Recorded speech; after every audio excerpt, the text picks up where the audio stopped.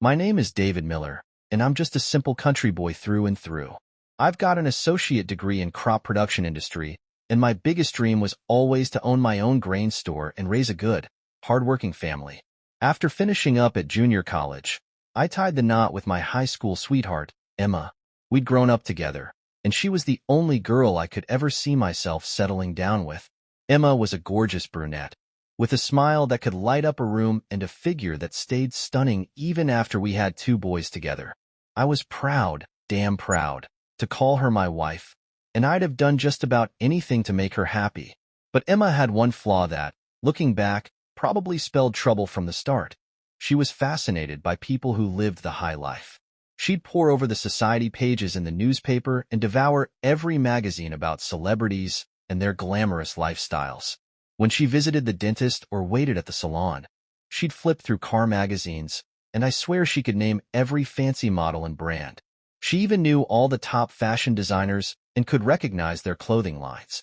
The truth was, Emma wanted to be somebody, to be part of that world, more than anything. And I couldn't give her that. After college, I got a job in a small city working at a high-end feed store that catered to the city folk. You know, the yuppie crowd that liked to play farmer on weekends. It wasn't exactly the country life I loved, but it let us live closer to the city, which seemed to make Emma happy, and I still got to do the work I was passionate about. I enjoyed the job, too. I treated my customers right, and the company noticed. They even gave me flexible hours, which was a big deal.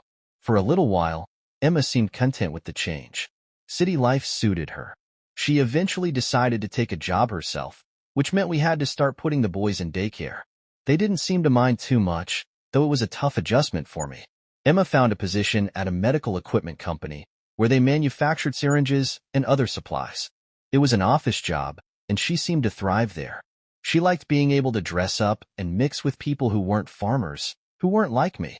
She started working long hours, and I noticed her focus on our home life dwindling. I took on more and more responsibility with the boys. I was the one dropping them off at daycare in the mornings and picking them up in the afternoons. I'd cook dinner most nights, get them ready for bed, and even handle a lot of the cleaning. Emma would do the laundry, sure, but it was always her clothes she cared about. She'd make sure her dresses and blouses were ironed to perfection. We'd been saving money every month to eventually buy a grain store of our own, but all of a sudden, that plan seemed to fall apart. Even with Emma working, our savings dried up. Some of it went to daycare, but most of it seemed to disappear into her trips to the beauty salon, nail appointments, and high-end clothing stores. I couldn't understand how we were bringing in more money yet putting less away. When I brought it up, she'd get defensive, sometimes outright angry, so I stopped trying. Still, I opened a separate savings account in my name, just in case. Things only got worse. Emma started working overtime, taking private phone calls, and showing less and less interest in our life together. She began dressing up more for work, wearing expensive outfits and fancy lingerie on certain days. Wednesdays stood out. She'd put extra effort into her appearance, and it didn't take a genius to figure out something wasn't right. Then came the talk about wanting a fancier car and even breast implants. I couldn't ignore the signs. Emma was having an affair. Now, I may be a country boy, but I'm no fool. At that point, I didn't even care about saving the marriage. I just wanted to know the truth so I could figure out how to move on. I had my suspicions about someone at her office, but I didn't know much about her coworkers. Luckily, I had a couple of solid guys at work, Jack and Liam. They weren't college educated or anything, but they worked hard and appreciated that I didn't act like a bossy manager. We were a good team, and I knew I could count on them. I let them in on what was happening, and they agreed to cover for me one Wednesday while I followed Emma. That morning, I parked my truck by the entrance to her work parking lot. While waiting, I caught up on some technical reading I'd been behind on. At around 10 a.m., Emma walked out to her car. She wasn't hard to follow, and within a few minutes, she pulled into the holiday parking lot. She parked on the far west side, away from the main office, and a little later, a red Porsche pulled into the east end. I didn't recognize the car, but I saw the man who got out. When Emma stepped out of her car, she met him halfway, and together they walked to one of the motel rooms, room 111. The guy already had the key. Watching them go and made my stomach churn, and my chest felt like it was being crushed. I didn't need any more proof.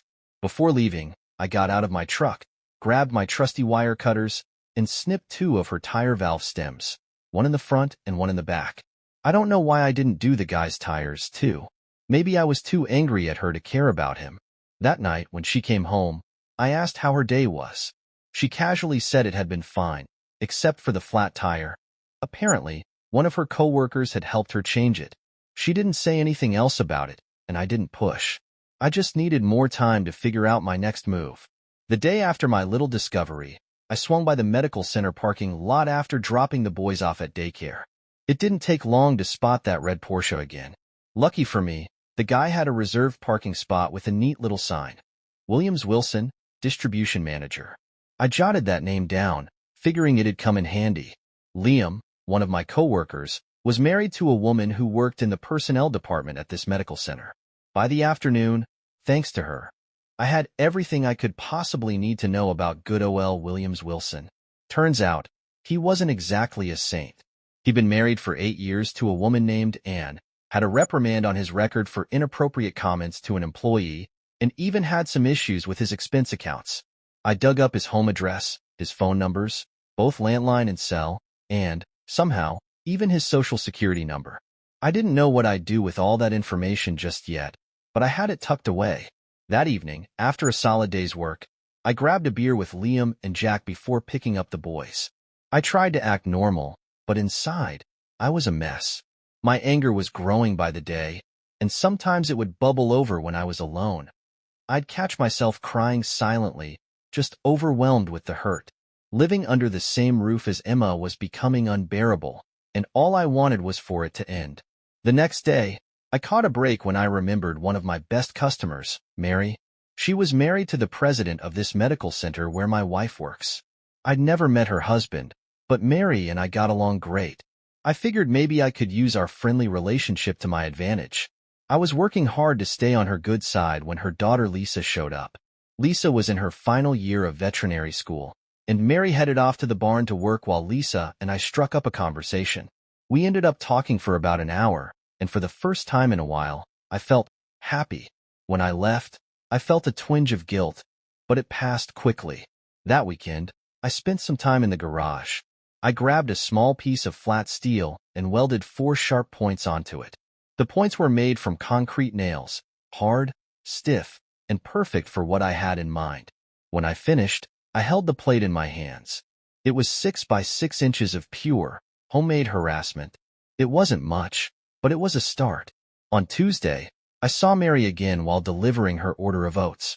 She must have noticed something was off because, as I unloaded the truck, she said, "David, you're not your usual self today. What's going on?" I tried to brush it off, but she wasn't having it. "Let's get some coffee," she said. "You can tell me what's bothering you." We went into her house, which looked more like something out of a home design magazine. Stainless steel, granite countertops, the works. I couldn't help but think Emma would have loved it. As we sat down, Mary leaned forward and asked, "Well, how can I help?" I hesitated. I didn't want to drag her into my mess, but eventually, I started talking. My wife, Emma, works at medical center. I think she's being coerced into something with one of her bosses, but I don't have any proof. "What makes you think that?" she asked. "Little things, mostly. But last week, I caught them together at the hotel. She doesn't know I saw them. I don't even know if she's being pressured into it, or if it's something she wants to do. What I do know is that our family life is falling apart. She doesn't seem to care about me or the kids anymore, and the secrecy, that's what hurts the most." Mary's expression turned serious. "Who's the guy?" "I think his name's Williams Wilson," I replied. "I'm not sure if he's her boss, or if they just work in the same department. I've never met him." "Do you want me to look into it?" she offered. I paused, then nodded. "If you can do it quietly, I'd appreciate it. I don't want to stir up a big mess." "Okay," she said. "I'll see what I can find out. I'll let you know when I see you next week." As I was leaving, I asked, "Where's Lisa?" "She's back at school, but she'll be home this weekend. Why don't you bring the boys up? I'd love for her to meet them." That invitation caught me by surprise. I figured Emma wouldn't have a problem letting me take the boys out, so maybe it'd be a good weekend after all. The next morning, it was pouring rain. Emma dressed up carefully, fancier than usual, but I didn't say a word. After dropping the kids at daycare, I headed to work, where Liam and Jack were already set up to cover my morning shifts. Boss had even brought his cousin's van, and we loaded a floor jack into the back, along with the steel plate I'd welded. Around 11 a.m., I drove to the Hotel Holiday. Right on cue, Emma pulled in, parking in the same spot as before. A few moments later, Williams arrived in his Porsche, parking just like he had last time. Once they went inside, I gave them about 10 minutes to settle in. Then I grabbed the jack, wheeled it over to Williams' car, and slid it under the engine block. It took only seconds for the nails to puncture the oil pan. I moved to the back, and the same thing happened to the fuel tank. Oil and gas spilled everywhere. I slid the jack back into the van and walked over to Emma's car, slicing 2 of her valve stems for good measure. By the time I drove away, I felt calmer, almost relieved. As I left the parking lot, I flicked a lit cigarette out the window. In the rearview mirror, I saw flames shoot up, followed by a loud explosion. For the first time in days, I felt like I'd taken some control back. That night, Emma came home late, skipped dinner, and went straight to bed. I stayed up, played with the boys, gave them baths, and tucked them in before crashing on the couch. The next morning, Emma stayed in bed while I got the boys ready. Her car wasn't in the driveway when we left. Around 9 a.m., while we were loading trucks at work, a police lieutenant showed up. "Can you account for your time yesterday around noon?" he asked. I handed him the delivery logs, showing every stop I'd made, complete with times and initials. He looked impressed. "Do you do this every day?" "Yes, sir," I replied. "Would you like to see the logs for the past month?" He smiled and shook his head. "That won't be necessary." I played it cool, but when he asked if I knew Williams Wilson, I felt a twinge of panic. "Never met the man," I said truthfully. He smiled again. "Fair enough.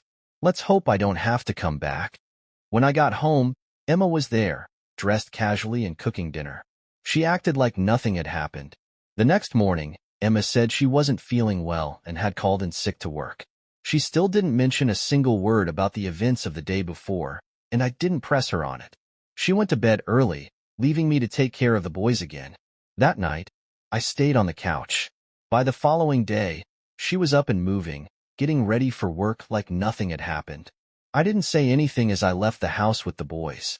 After dropping them off at daycare, I made a quick stop at the doctor's office to request a full STD check. I didn't know if it was paranoia or just me trying to cover all my bases, but I figured it was better to be safe than sorry. Work was uneventful for a Friday, but when I got home, Emma was already there. During supper, I casually told her I was planning to take the boys out the next day to visit one of my customers' farms. I invited her to come along, knowing full well she'd come up with an excuse not to. True to form, she said she had some shopping to do. Whether it was shopping or something else entirely, I didn't care. The results were the same. Saturday turned out to be a good day. Lisa, Mary's daughter, was home from vet school, and she joined the boys and me at the ranch. We spent the whole day having fun, playing outside, helping with the animals, and just enjoying the fresh air. Mary even whipped up an incredible lunch for everyone. Lisa seemed to love the boys, and they took a liking to her just as quickly. For a brief moment, life felt normal again, maybe even happy. Husband Mary wasn't around, so I still didn't get to meet him, and Mary didn't bring up anything about our previous conversation. From the way Lisa acted, I could tell she wasn't aware of it either. I hated going home after such a great day, but we had to. When we got back, Emma didn't ask a single thing about what we'd done. She didn't care. The boys, eager to share their excitement, tried telling her about the animals, the lunch, and everything else, but she just tuned them out. Eventually, they gave up. Later that night, Emma asked why I wasn't sleeping in the bed anymore. I lied, saying I'd been tossing and turning a lot because of work stress and didn't want to disturb her sleep. That seemed to satisfy her, and she never brought it up again. The following week started off normally. I noticed on her usual special day that she didn't put in any extra effort getting ready. No fancy outfits, no new perfume. So I figured her weekly rendezvous had been canceled. That worked just fine for me because I had plenty of work to catch up on. During my lunch break that week, I stopped by to see a divorce lawyer I'd heard about. She gave me some pamphlets and brochures that laid out the basics of the process. There were even some fill-in-the-blank forms for things like dividing assets and custody agreements. I didn't fill anything out yet, but it was good to have the information. Everything seemed routine until the following Wednesday. That morning, Emma started off with a long shower, then carefully styled her hair. She wore a new black set of lingerie, spritzed on a new perfume, and even slipped on a pair of shoes I'd never seen before. I watched quietly, trying not to let her catch me staring. Once again, I knew it was date day. After dropping off the boys, I swung by the medical center parking lot. Williams's reserved spot now had a shiny new Porsche Boxster parked in it. I wrote down the license plate number, then rushed back to work to let Liam and Jack in on the new development. The three of us worked quickly to get the morning deliveries done, fudging the logs to make it look like everything was on schedule. Jack stopped by a pool supply store to pick up 2 bottles of hydrochloric acid, while I made a detour to see my buddy. I showed up at my friend's office with 2 pulled pork sandwiches, a couple of fries, and some sodas. He looked suspicious the second I walked in, grinning ear to ear as he leaned back in his chair.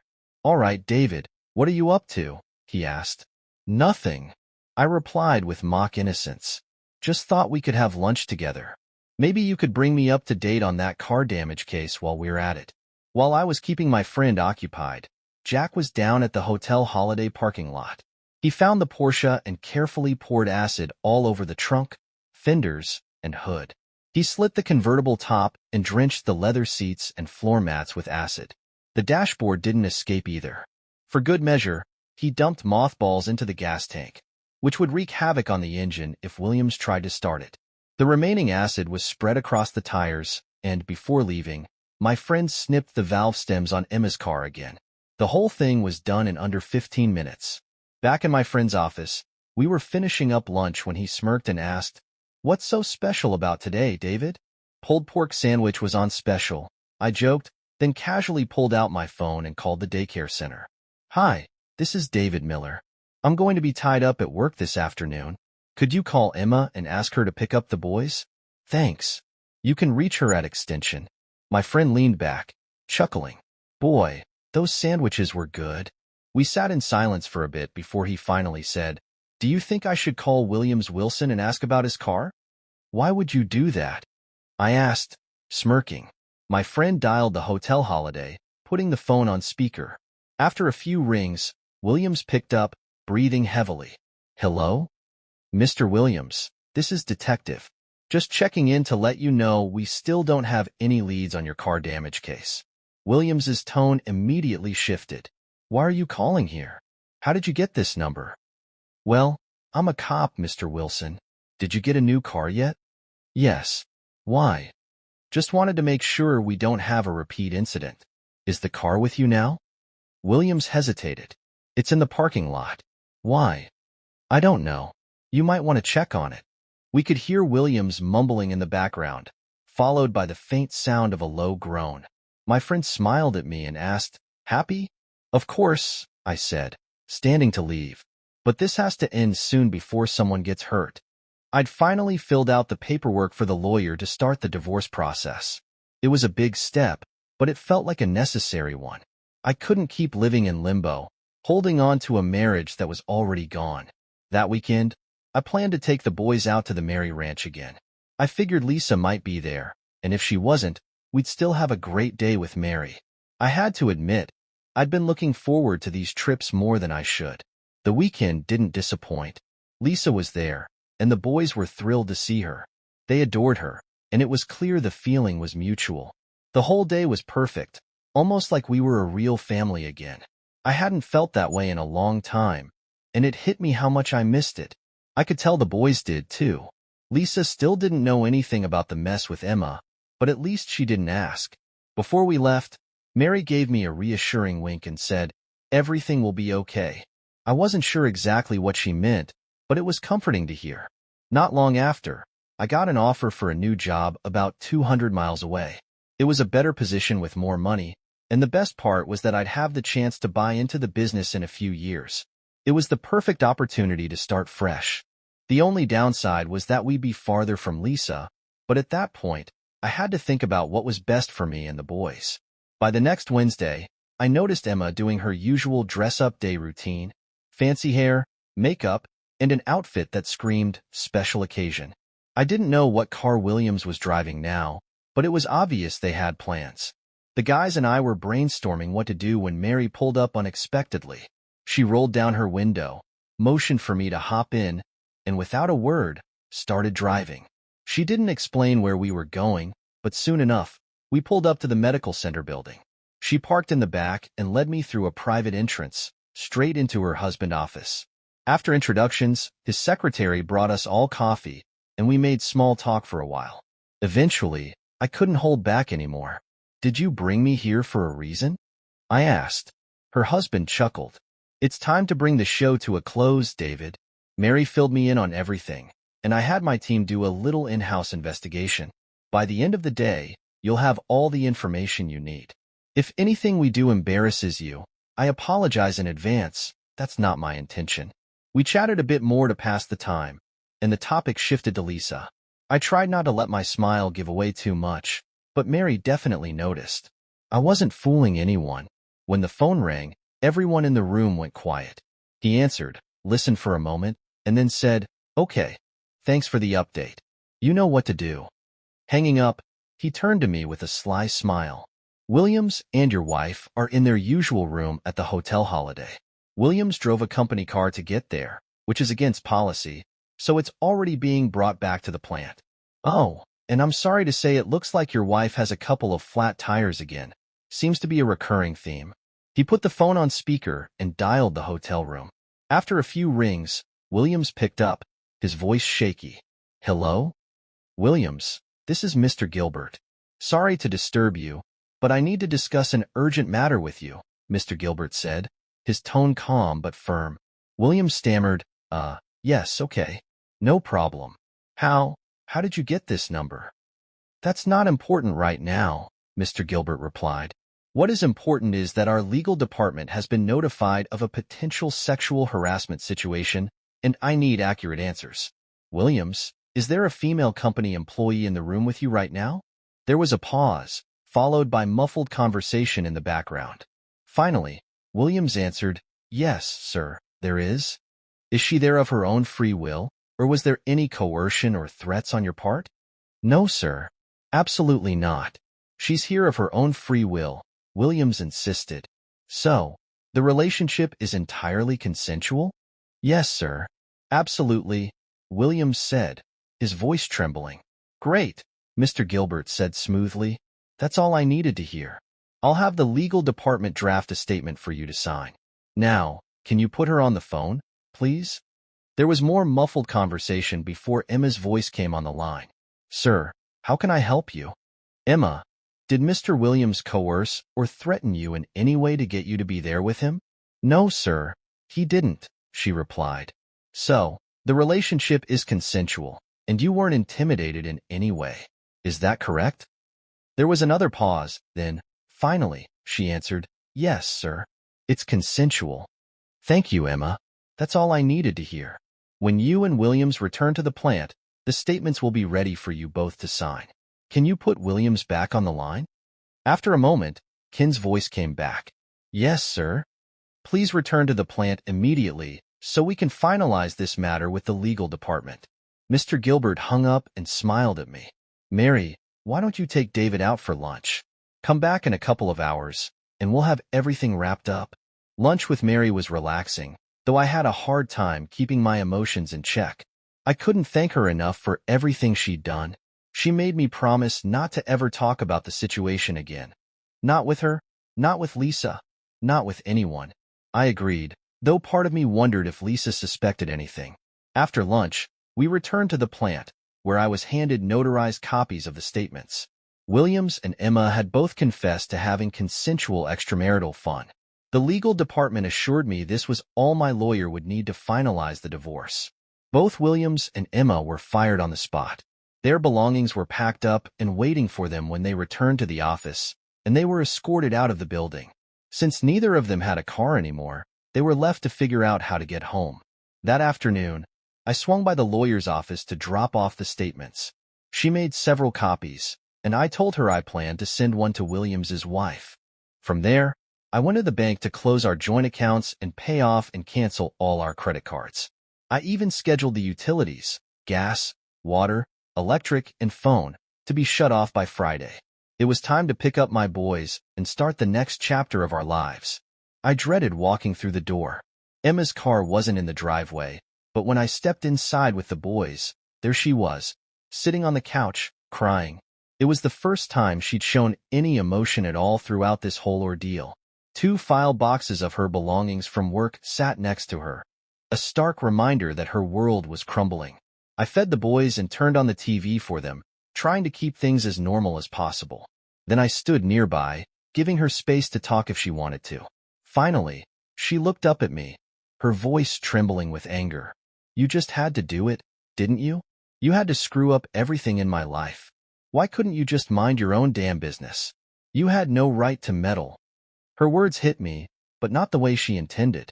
I was amazed, truly stunned, that even now, she viewed this entire situation as if it revolved solely around her. She didn't care about me. She didn't care about the boys. She didn't even care about Williams's wife and our family, our life, our plans. It all meant nothing to her. The only thing that mattered to Emma was what she wanted in the moment. At that moment, I felt relieved. I knew for certain that I didn't want to spend the rest of my life with her. I didn't say anything back. I just went upstairs to take a shower and left her sitting there. Later, while I was getting the boys ready for bed, she went into the bedroom and shut the door. The next day, I took the boys with me to work. I made sure there were no loose ends for Liam and Jack, and that the system I'd put in place was running smoothly. Afterward, we went to some stores to collect boxes for packing. On the way, I drove past the hotel Holiday. Emma's car was gone, so I figured she'd finally gotten it repaired. I couldn't help but smirk, thinking about how much money she must have spent on flat tires over the past month. When we got home, Emma still wasn't there. I packed up the boys' clothes and toys. We didn't take much else. I left all the furniture, appliances, and other household items for Emma to deal with. Of course, she didn't know that by the next day, all the utilities would be turned off. Maybe I was a bit mean, but I didn't feel guilty about it. As we were pulling out of the driveway, Emma pulled in. She parked her car and just stood there, watching us drive away. She didn't say anything, and neither did I. That night, I took the boys to Mary, and we stayed at a motel. The next morning, I dropped them off at daycare. I gave the daycare worker some cookies and party favors, explaining that it was the boys' last day, and I wanted them to enjoy it with their friends. Before I left, daycare worker pulled me aside. "David, I've been dying to ask. What was the deal with your wife last week? She seemed so upset when I called her. She demanded to know where I got her number and swore like a sailor when I told her you gave it to me. She didn't say much when she picked up the boys, but I could tell she was pissed." I sighed. "I set you up and I'm sorry for that." Emma was having an affair, and I knew she was at the hotel with her boyfriend. I thought if I got you to call and interrupt them, maybe it'd make her rethink the whole thing. Obviously, it didn't work. It just made her mad at both of us. I'm serving her with divorce papers this afternoon, and the boys and I are leaving for a fresh start. She nodded, giving me a sympathetic look. "Well, if you ever need me to make another call, just let me know. I want to see my lawyer, who had everything ready." The divorce terms were straightforward. I'd keep custody of the boys, and Emma could have visitation rights whenever she wanted, though I doubted she'd take advantage of it.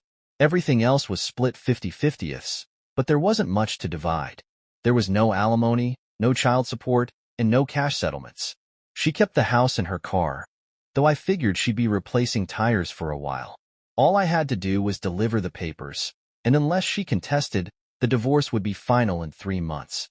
When I pulled into the driveway to hand her the papers, I sat there for a long time. I'd loved Emma once. She was the only girl I'd ever been close to. Looking back, I realized I'd been blind to the fact that I wasn't giving her what she craved. She'd never told me outright, and I was too dense to see the signs. I felt like I'd failed her in so many ways. But then I reminded myself that her choices, her deceit, were hers alone. When I knocked on the door, it felt strange. It was my house, but I felt like an outsider.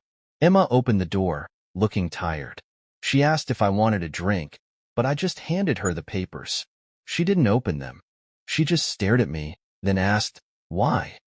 I paused before replying, why? Her face shifted, conflicted. Then she finally spoke. He smelled like aftershave. You smelled like fertilizer. He wore Armani suits, and you wore jeans. He ate lobster and steak, and you ate ribs and burgers. He drove a fancy car, and you drove a truck. He had manicured nails, and yours were always dirty. He had a real job, and you were just a farm boy. Is that enough, David? Because I can go on all day. Her words hit me like a punch to the gut, but she wasn't done. I married you for the wrong reasons. I thought you could help me get away from my parents. I never thought ahead. I'm sorry for misleading you, for being a lousy mother, but I'm not sorry for chasing my dreams. Her tone hardened when I asked, what about your family, your kids? I don't give a damn about any of that, she snapped. It's my turn now. That made things easy. I turned and walked out without looking back. 3 months later, the divorce was finalized. I never heard from Emma again. A couple of weeks after starting my new job, I noticed a construction project next to the feed store. Turns out, it was a new vet clinic. I didn't think much of it until Saturday, when I drove by with the boys. Suddenly, they were shouting, Lisa! Lisa! There she was, standing outside, looking better than ever. Mary was with her. Lisa had earned her vet degree, and the clinic was hers. She was also building a house on the property. We went to lunch together, and the boys were grinning ear to ear the whole way home. Life with Lisa wasn't anything like I'd imagined, and I mean that in the best possible way. From the moment we started seeing each other, it just felt easy. There was no pretense, no drama, no games. Lisa understood me in a way that no one ever had before. Maybe it was her upbringing, spending so much time around animals and working on farms, or maybe it was just who she was. She didn't judge me for the dirt under my nails or the long hours I put in. She valued it, respected it even, because she was the same way. We took things slow at first, especially because of the boys. They had already been through so much, and I didn't want them to feel like their world was shifting all over again.